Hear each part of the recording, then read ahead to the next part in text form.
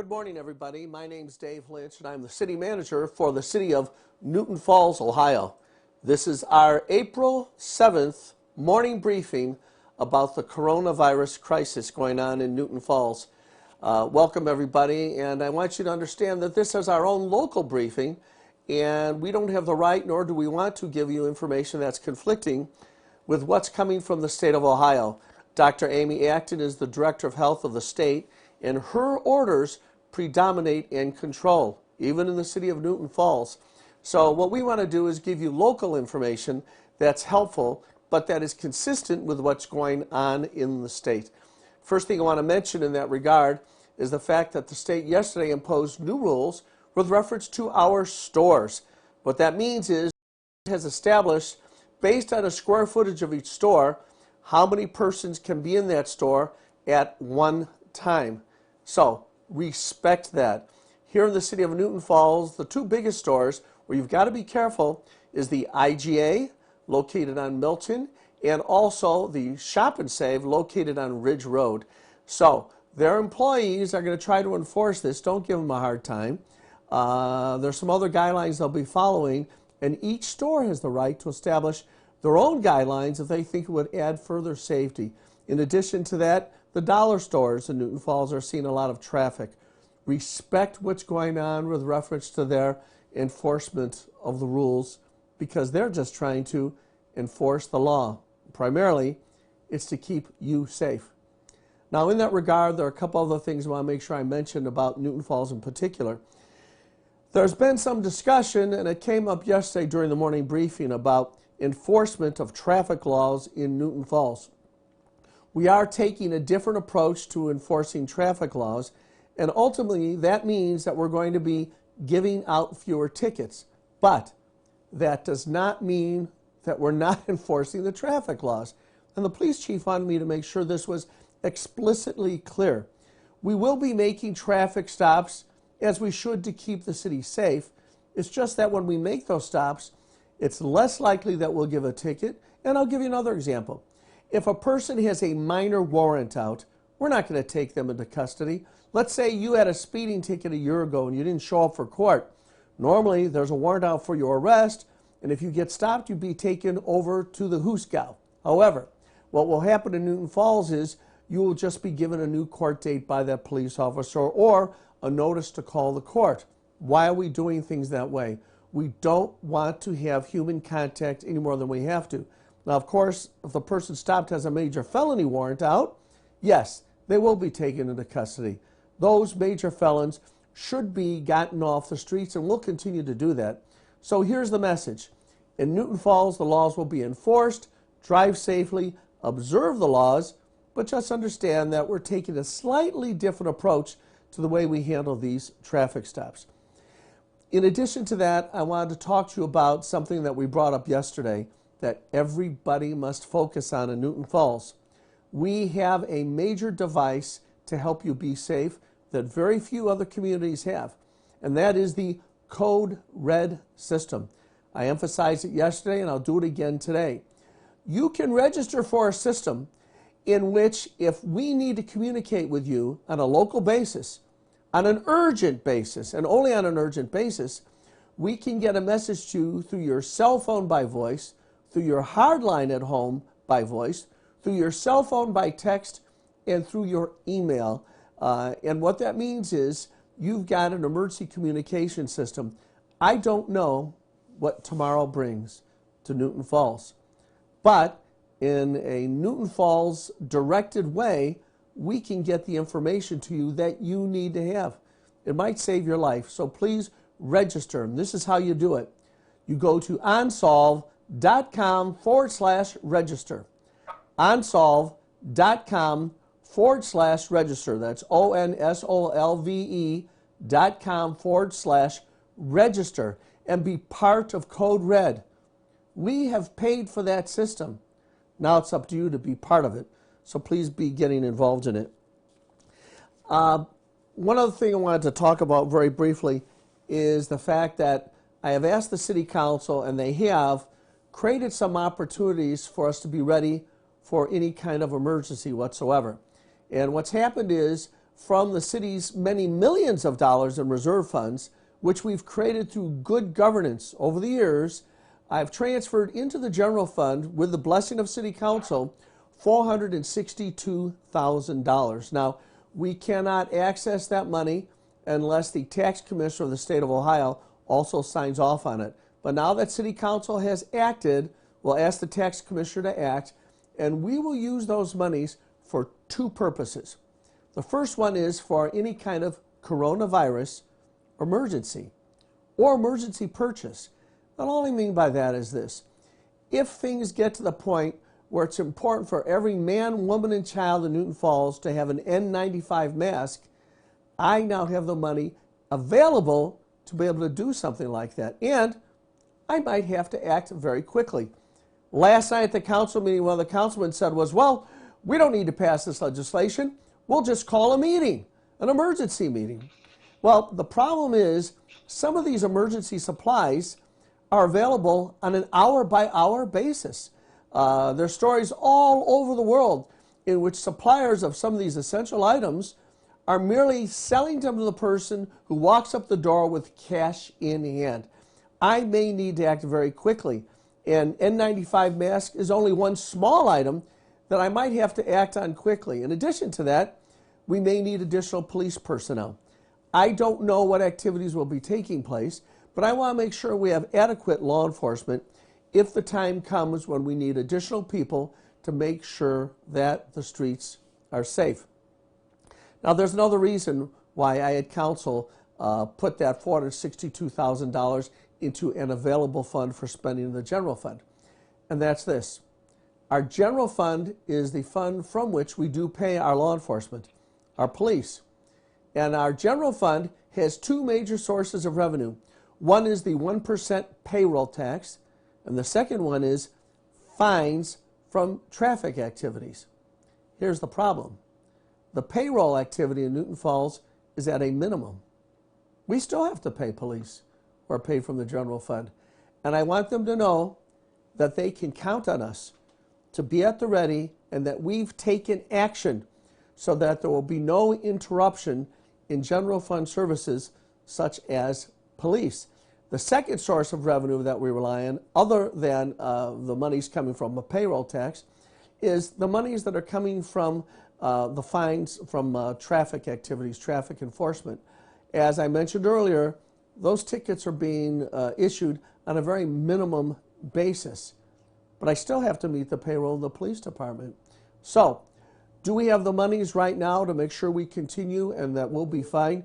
Yes, we do.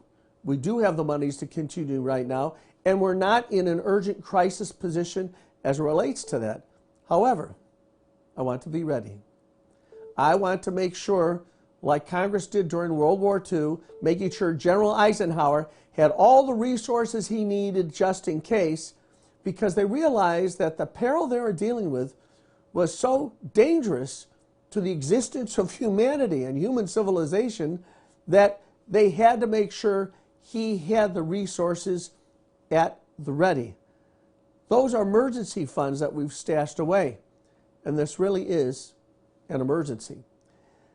As it relates to that, I can only give you this analogy.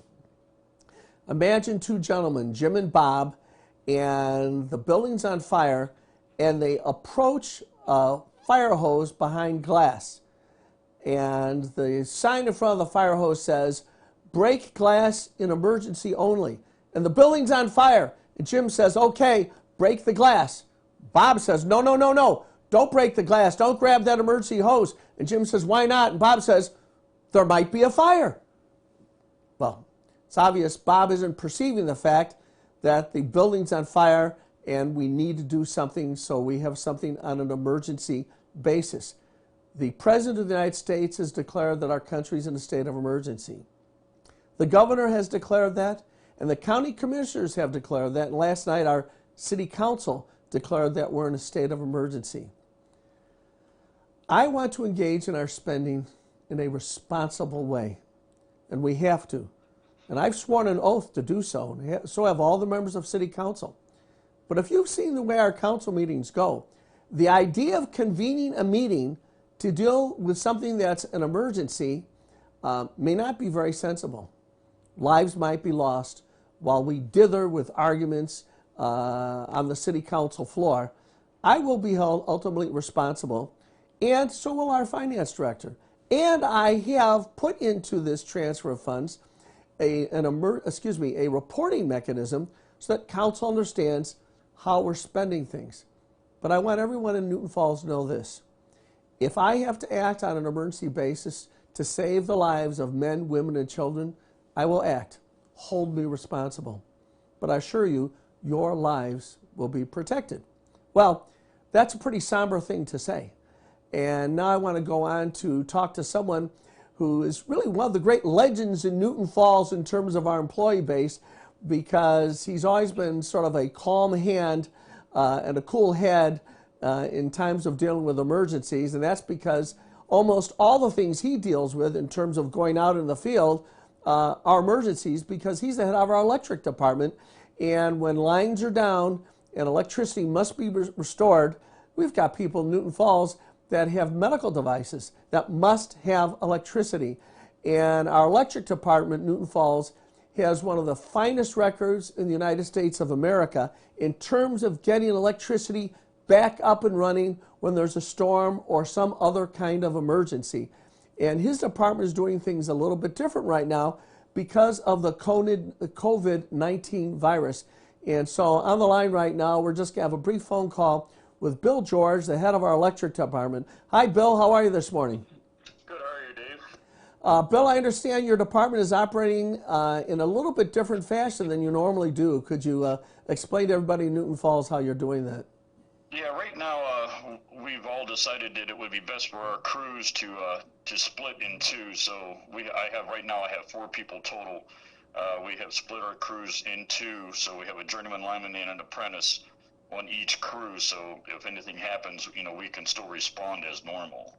Okay, so essentially you're split into separate shifts. 1 week on for 2 of the guys, and then next week that crew will stay home and another crew will be there for a week. Is that right?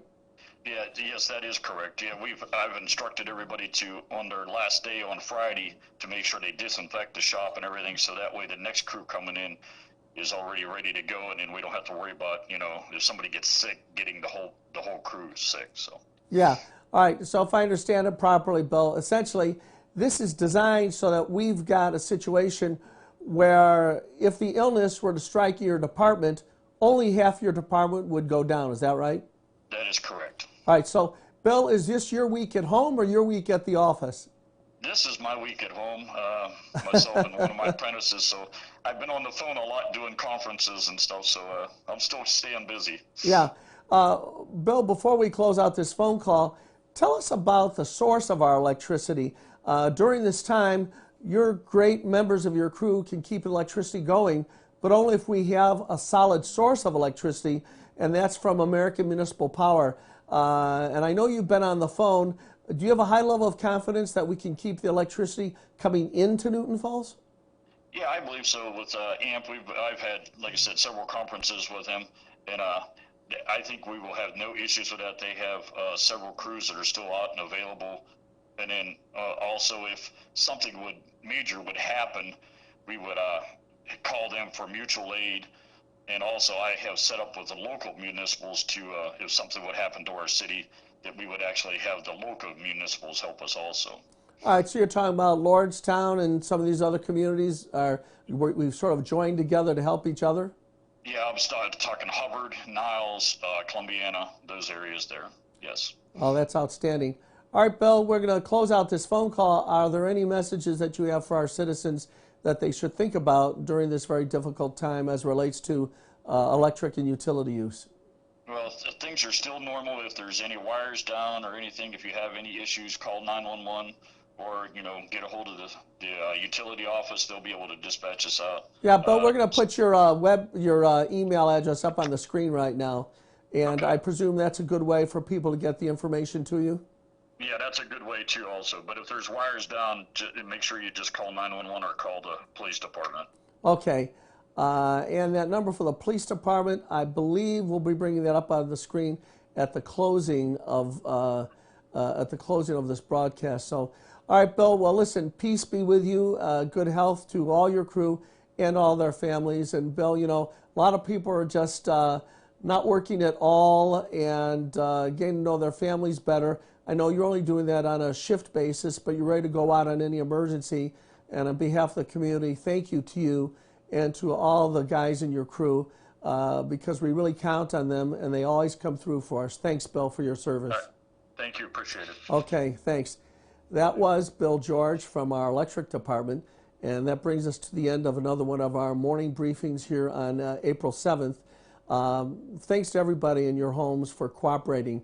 The stay-at-home orders seem to be working very well. We're beginning to see a little bit of flattening of the curve throughout the state of Ohio and in America generally. And I said beginning of the flattening. It could be a false indication that things are getting better, so we have to be patient. Please comply with the orders to stay sheltered at home. Go out on those essential tasks if you have to, but consolidate those tasks so that you're not going out in and spreading the germ around because you never know what germ you have that you're spreading, and the life that you may be saving by not spreading the germ might be the life of someone that you know and that you love.